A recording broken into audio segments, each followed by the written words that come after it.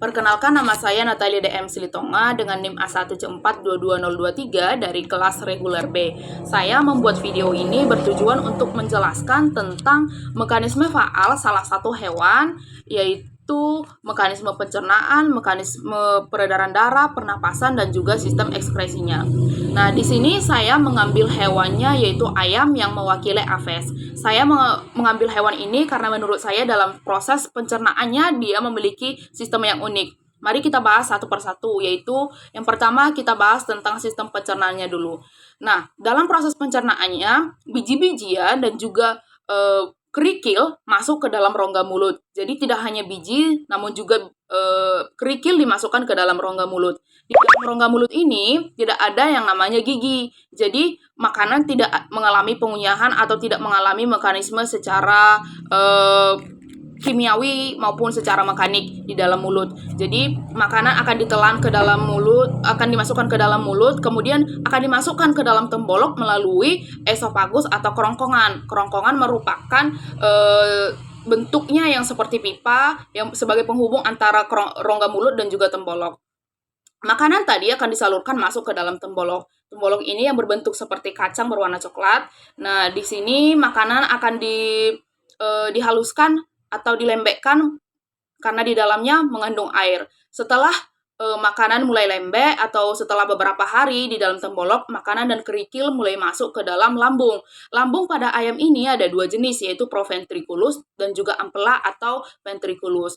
Nah, di dalam proventriculus terdapat yang namanya zat garstik atau pada manusia disebut dengan asam klorida. Fungsinya sama untuk menghasilkan enzim-enzim yang dibutuhkan ketika proses pencernaan berlangsung dan juga sebagai pembunuh kuman-kuman yang terdapat dalam makanan yang masuk ke dalam perut atau ke dalam sistem pencernaan si ayam. Nah, setelah melewati proventriculus, masuklah makanan dan biji-bijian tadi ke dalam ampela. Ampela merupakan yang berbentuk seperti telur, dia berwarna merah, biasanya tuh dia keras, dia tersusun atas serat-serat otot. Nah, di dalam ampela inilah si kerikil mulai berfungsi. Dia berfungsi secara mekanik membantu ampela untuk menghancurkan makanan. Nah, si ampela ini bekerja dengan sangat kuat otot-ototnya untuk menghancurkan makanan sehingga makanan lebih halus lagi. Nah, setelah dari ampela, makanan itu masuk ke dalam usus. Dilewatilah usus kecil, masuk ke dalam usus 12 jari. Nah, disinilah sudah mulai terjadi proses-proses penyerapan makanan ke dalam dinding-dinding usus untuk disebarkan kembali ke tubuh. Nah, makanan-makanan yang memiliki serat tinggi, yang susah untuk dihaluskan tadi, masuklah ke dalam usus buntu atau kaisum. Di sini akan terjadi proses proses penghalusan menjadi karbohidrat dari serat-serat yang memiliki serat yang tinggi tadi atau yang susah untuk dihaluskan tadi. Nah, dari kaisum ini akan dimasukkan kembali ke usus besar atau rektum. Disinilah proses pembentukan yang namanya urin dan juga feses. Jadi pada ayam, urin dan feses itu langsung digabung. Berbeda dengan manusia atau mamalia lainnya yang usus dan juga makanan dan juga urinnya itu dibedakan.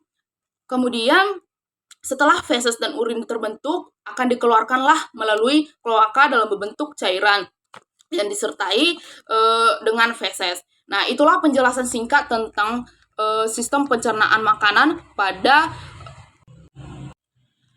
mekanisme yang berikutnya adalah mekanisme pernapasan. Sebelum kita tahu bagaimana sih proses dari mekanisme pernapasan pada ayam ini, seharusnya kita tahu dulu apa saja organ-organ yang dibutuhkan ayam untuk membantu proses pernapasan di dalam tubuhnya. Yang pertama ada rongga hidung. Biasanya rongga hidung ini terletak di pangkal paruh si ayam. Kemudian ada lidah, dari lidah masuk ke laring dan juga glotis. Bedanya glotis dan laring, glotis itu sebagai lubang atau celah sebagai tempat keluarnya masuk oksigen maupun CO2, dan lari ini berfungsi di bawah glotis, dia itu seperti pangkal tenggorokan. Kemudian di bawah laring ada trakea yang berbentuk pipa tersusun seperti cincin. Kemudian ada siring atau selaput suara yang apabila selaput ini bergetar akan menghasilkan suara. Kemudian di bawah siring ada bronkus. Bronkus ini bercabang lagi menghasilkan paru-paru atau lang. Nah, Aves memiliki 4 kantong udara. Yang pertama cervical sac, interflavicular sac, anterior thoracic sac, dan posterior thoracic sac. Lalu bagaimana mekanismenya? Mekanismenya itu yang pertama diinspirasi. Di sini volume rongga dada itu mulai membesar dan tekanan udara di kantong udara lebih kecil dari di luar tubuh. Nah, air atau udara akan masuk ke dalam rongga hidung, melewati trakea, masuk ke posterior air sac, melewati paru-paru, dan berhenti di anterior air sac. Lalu di ekspirasi terjadi ketika volume rongga dada sudah mulai membesar dan tekanan udara di air sac lebih kecil dari di luar tubuh. Kemudian udara keluar dari air sac menuju ke paru-paru. Mekanisme yang berikutnya adalah mekanisme peredaran darah. Jika dilihat di gambar sebelah kanan, mekanisme itu dimulai dari kepala, masuk ke sayap, ke atrium kiri, masuk ke paru-paru, hingga ke bagian tubuh lainnya seperti paha ayam. Kemudian kalau dilihat di sebelah kiri dari jantungnya, darah sebenarnya masuk melalui vena cava, masuk ke bagian atrium kanan, kemudian didorong lagi ke dalam ventrikel kanan, dan dipompa lagi menuju ke aorta pulmonari untuk masuk ke bagian atrium kiri. Nah, panah yang bermerah ini darah masuk ke atrium kiri melalui vena pulmonari. Kemudian masuk lagi didorong ke atrium kiri dan masuk ke ventrikel kiri, kemudian didorong kembali ke aorta. Nah, dari aorta disebarkan kembali ke seluruh tubuh. Nanti setelah darah masuk ke seluruh tubuh, kapiler-kapiler darah akan mengembalikan darah kembali ke vena cava untuk masuk ke atrium kanan. Begitulah siklus peredaran darah yang terjadi pada Aves, khususnya pada ayam. Mekanisme yang berikutnya adalah mekanisme ekskresi pada Aves, khususnya ayam.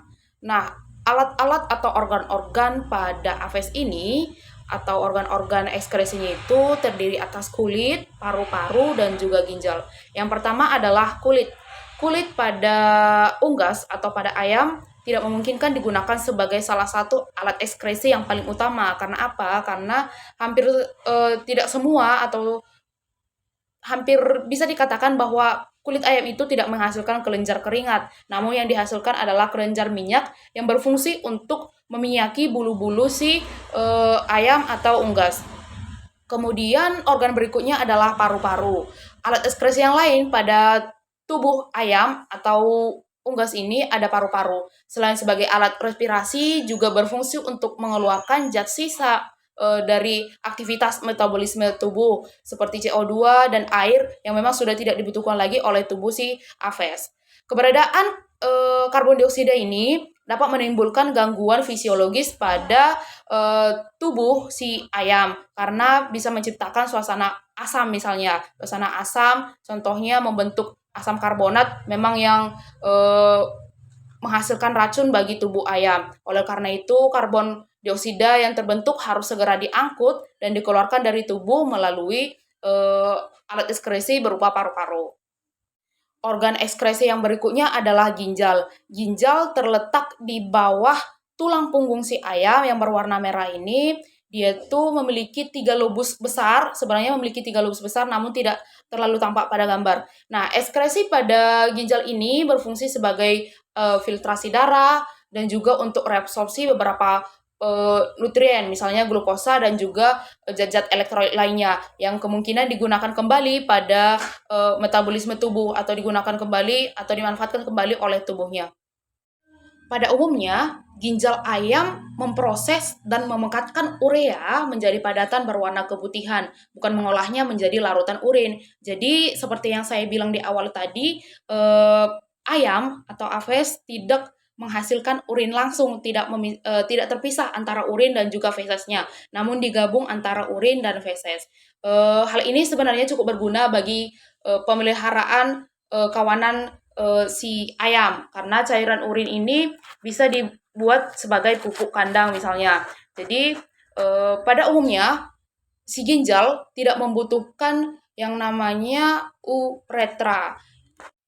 Ginjal si ayam akan memproses dan memekatkan urea menjadi padatan kristal berwarna putih, bukan mengolahnya menjadi larutan urin. Itulah sebabnya pertama tadi saya bilang bahwasanya antara urin dan feses pada ayam itu dipisah. Tidak ada organ yang membedakan atau yang organ yang khusus mengeluarkan urin dan juga organ yang khusus mengeluarkan feses, namun digabung keluar dari kloaka.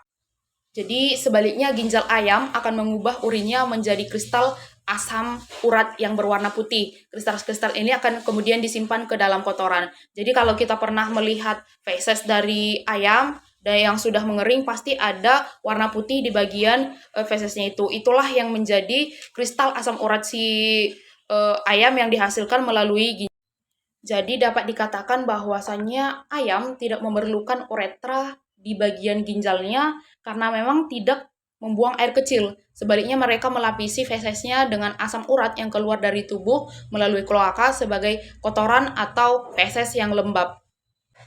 Baik, demikianlah video penjelasan saya tentang mekanisme faal pada hewan, khususnya pada ayam. Yang pertama dimulai dari mekanisme pencernaan, mekanisme pernapasan, peredaran darah, dan sampai ke mekanisme ekskresi. Demikianlah video saya ucapkan terima kasih.